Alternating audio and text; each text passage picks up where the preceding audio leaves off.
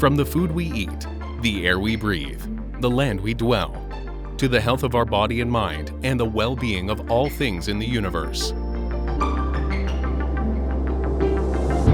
Unlock the science with Chula Radio Plus.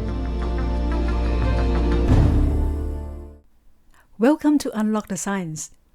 I'm Lawanjira Suladet. Most people in the world love meat. It is our main source of protein and other essential nutrients for our body. Meat is delicious too. However, as the global demand for meat is constantly rising, industrial production of meat is expanding in every corner of the earth, sucking up natural resources to feed intensive animal farms and leaving behind substantial amount of waste and a great deal of pollution to our environment. Today, Unlock the Science is going to explore into the alarming ramifications of our meat supply. And with the advancement of food science, we will also look into current endeavor to find replacement of the impactful industrial meat. Meat is an integral part of humans' diet since before the beginning of history, as our primitive ancestors make their living by hunting wild animals for protein. Nowadays, we do not have to go hunting in order to get meat, thanks to the development of intensive animal farming techniques and elaborate supply chains of animal feed that spans the globe. Varieties of meat are available for us to buy in our local markets. But the easy access to mass production of meat comes with a high price, as the meat industry has caused many environmental and health problems, including deforestation, water and air pollution, climate change, and even rising risk of new zoonotic diseases.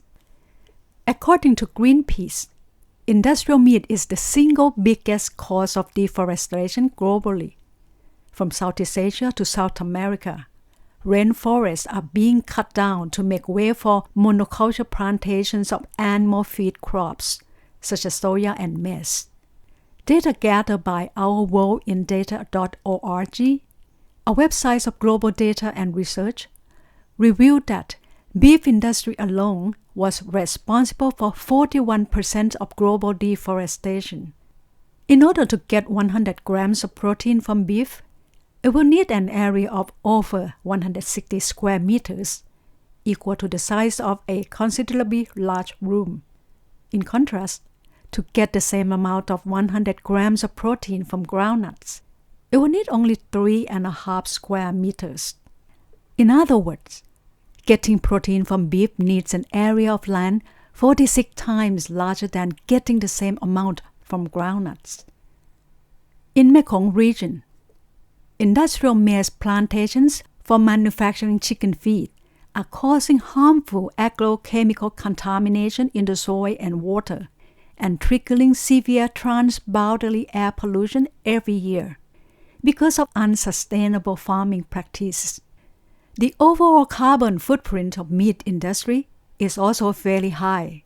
According to Food and Agriculture Organization, or FAO of the United Nations, global livestock industry emits around 7.1 gigatons of CO2 annually, equivalent to the emission of all the world's cars, trucks, and airplanes combined. Greenpeace has also highlighted that adverse impacts of meat industry are causing many wild flora and fauna species to disappear due to habitat loss. Animals in intensive factory farms are usually raised under fairly poor living conditions of overcrowding cages. The overcrowding and often unsanitary conditions in the farms contribute to higher risk of zoonotic diseases transmission from animals to human, which is the most likely explanation for the current global COVID-19 pandemic. We can see that industrially produced meat is probably not a sustainable way for us to get our protein. But currently, we have quite a number of other sources to get environmental friendlier and energy-saving replacements of protein from meat. This could range from tofu to plant-based meat. For this conversation, we have Tita Phairaksa, a master's degree student at Faculty of Political Science, Chulalongkorn University, who is an active vegan activist, as our guest. Up next, Unlock the Science reporter Prat Ruchi Wanarom talks to Tita about the reasons that we may want to avoid impactful industrial meat. How long have you been a vegetarian? Actually, I am the vegan, and I have been vegan for 5 years now. Hmm? Yeah, I would like to add something about vegan, because people always confuse between the veganism and also vegetarian. So the veganism is a practice of abstaining from the use of the animal products, and also its diet. I didn't consume any the animal products, so including meat, the dairy products like egg, cheese, and those things that came from the animals. And why do you choose to be vegan? So I decided to be vegan because I saw the food tag in the slaughterhouse. So I knew that how our food and milk came from and how bad that they treat the animal in the farm. With this kind of thing that we never seen in the media before. Even the bad side and news of the meat company, because it might take people to stop eating meat and don't buy the products from them. So and according from that, I also realized that we can survive without consuming animal products. Is it hard to be a vegan because many people still like meat? Is it hard to only eat plant-based food?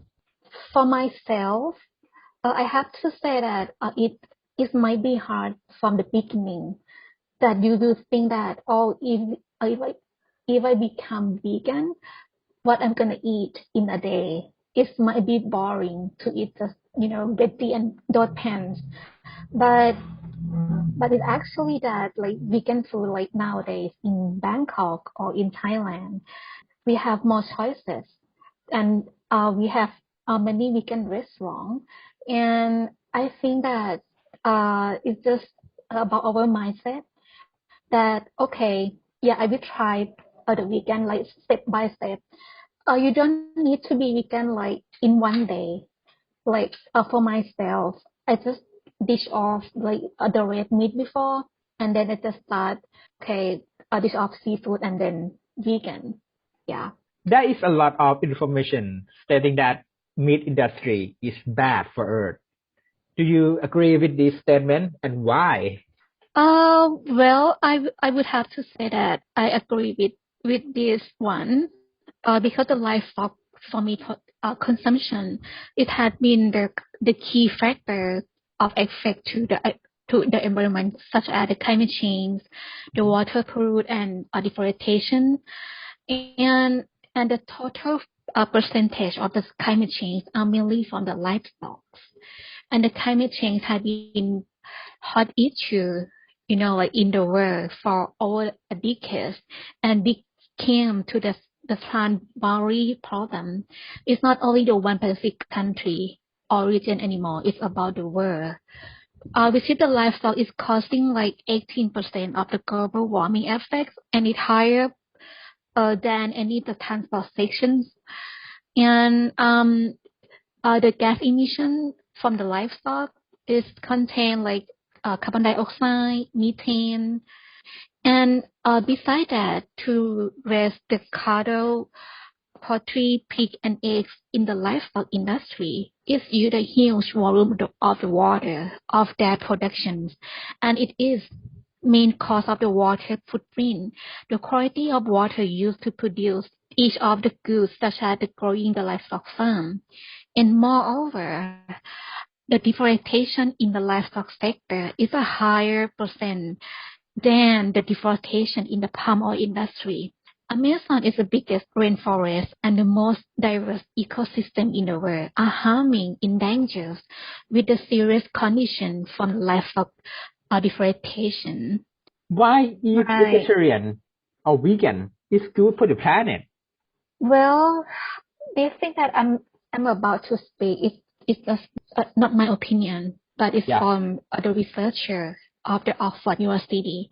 It's found that cutting meat and dairy products from your diet could reduce an individual carbon footprint from food by up to 73%.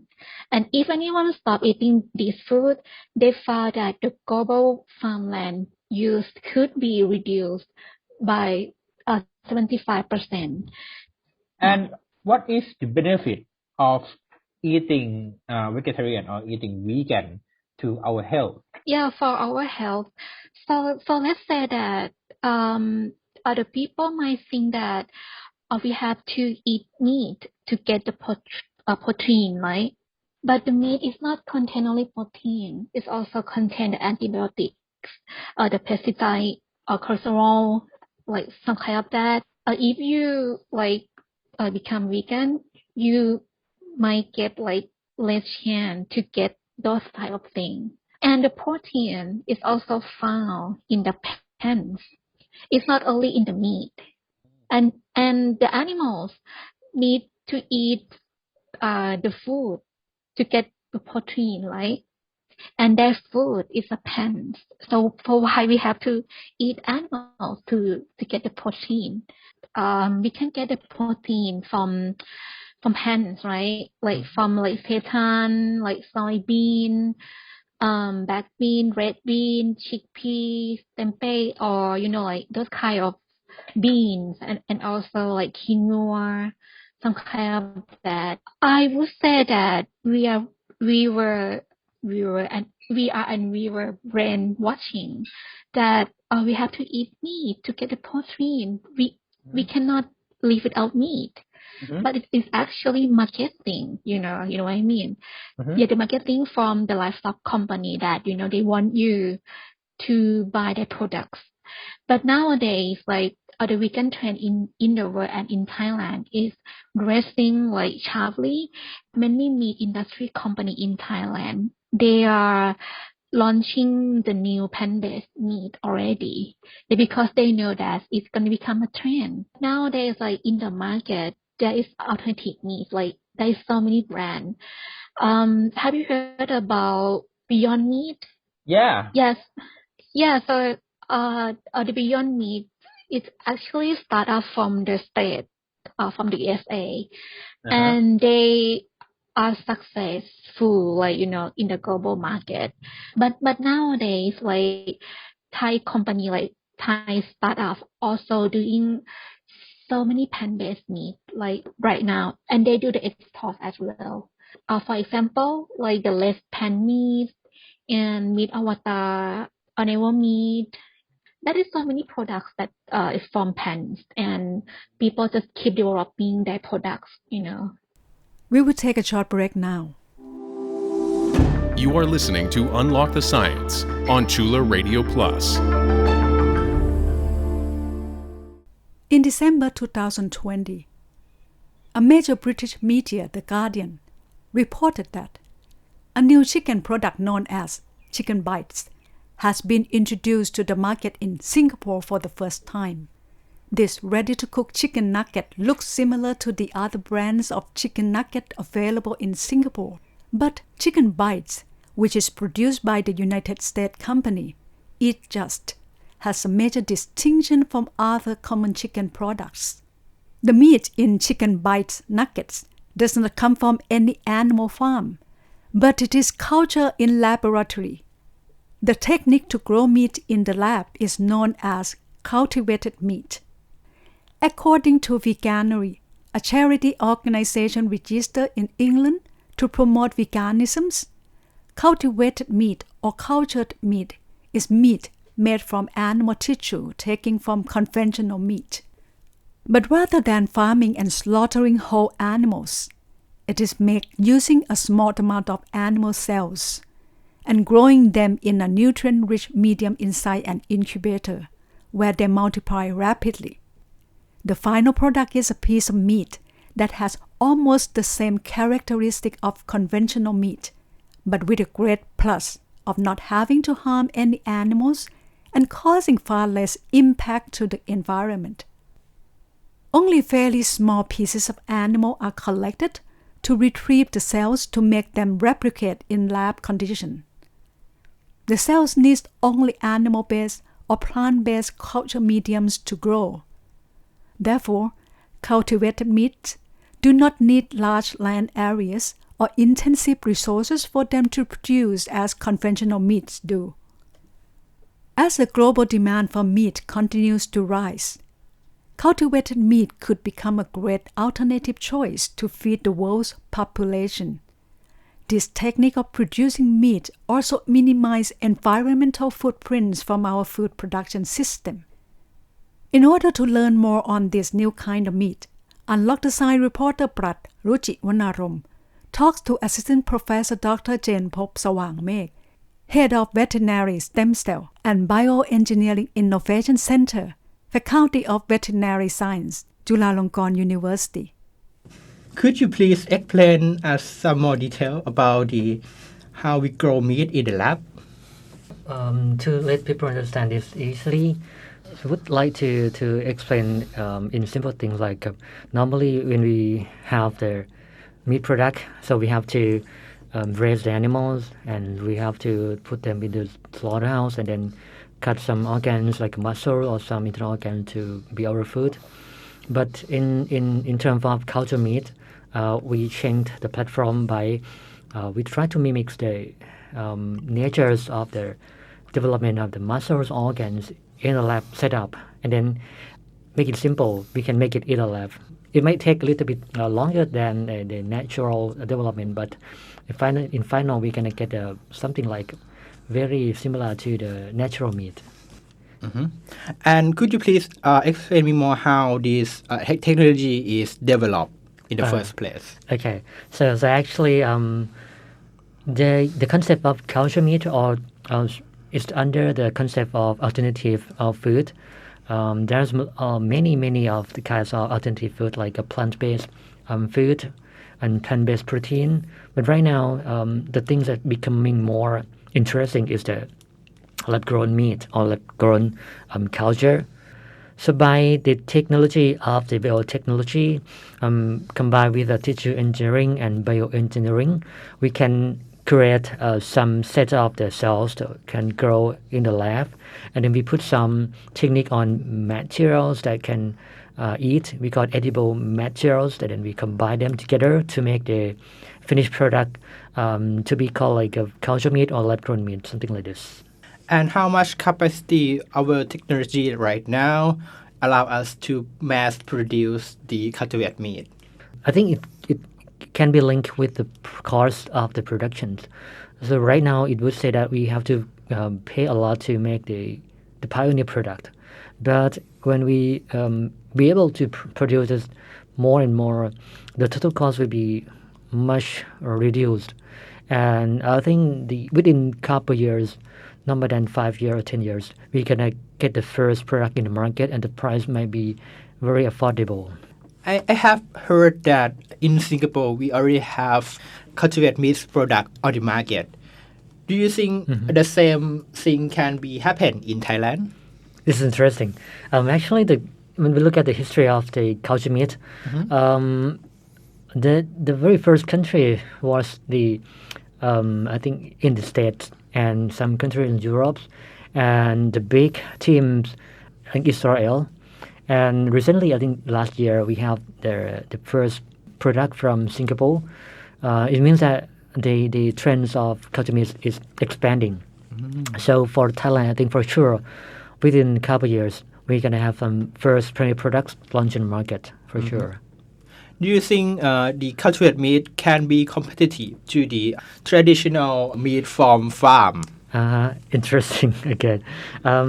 So when we look at the cost of the food productions in terms of traditional food productions, we have to have animals, food producing animals. We have to have farms. We have to have feed crops to grow the animals.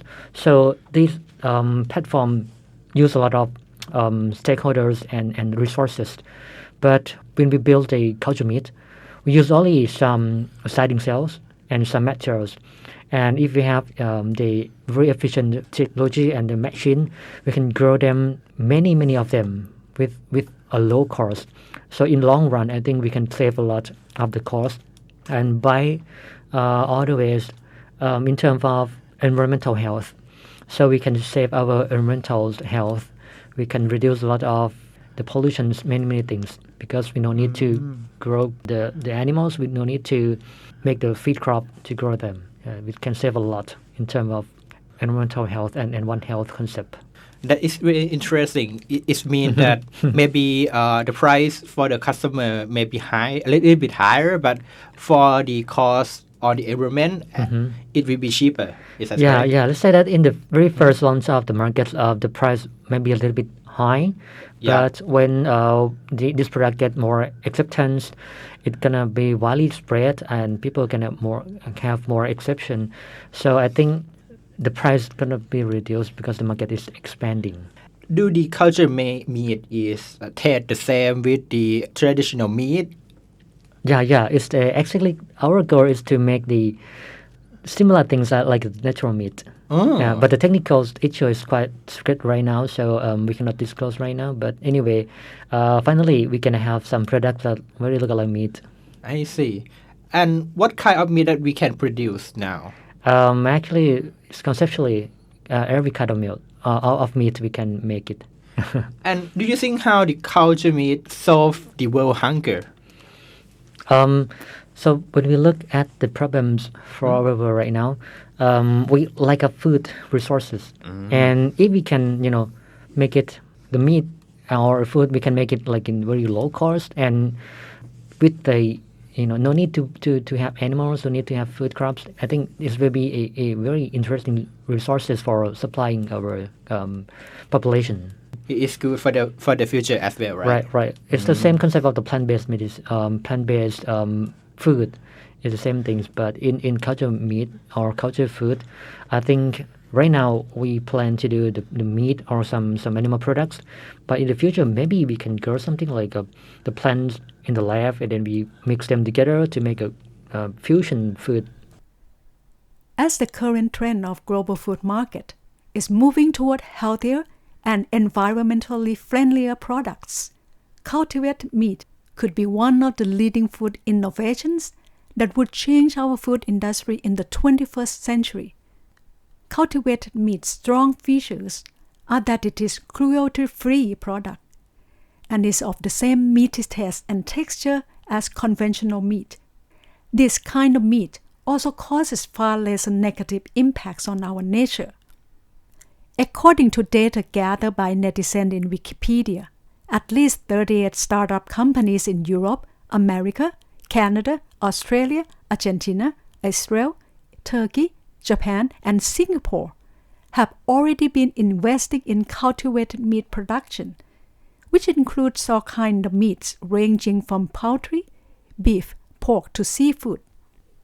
Most of them are currently in the stage of research and development, and in just a few years ahead, we are likely to see more cultivated meat products in our local markets. Reports have suggested that by 2040, or about 20 years from now, most of the meat we eat might not come from slaughtered animals, but it will come from either plant-based protein or meat cultivated in laboratories. In Thailand, we have an initiative to introduce cultivated meat products to the market as well. Dr. Chenphop of Veterinary Stem Cell and Bioengineering Innovation Center, Chulalongkorn University, said his center has established a startup company, the Bioengineering, to make use of the biotechnology developed by the center. And this includes the production of cultivated meat and putting them out to the Thai market. This is indeed something for us to watch and understand for the future of our sources of food. Unlock the Science would like to thank Tita Phairaksa from Faculty of Political Science and Assistant Professor Dr. Chenphop Sawangmake from Faculty of Veterinary Science, both from Chulalongkorn University, for their participation in this show. I hope you enjoy our program.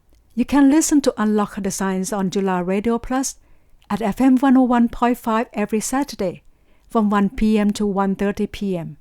You can also listen and follow us on our website, curadio.chula.ac.th, and our Facebook page, and our program is also available as podcast.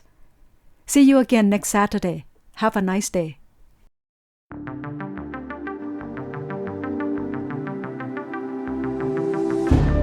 Unlock the Science is edited and produced by Sinfa Tunsarawut with Lawan Jirasuradate as the program host and co-producer.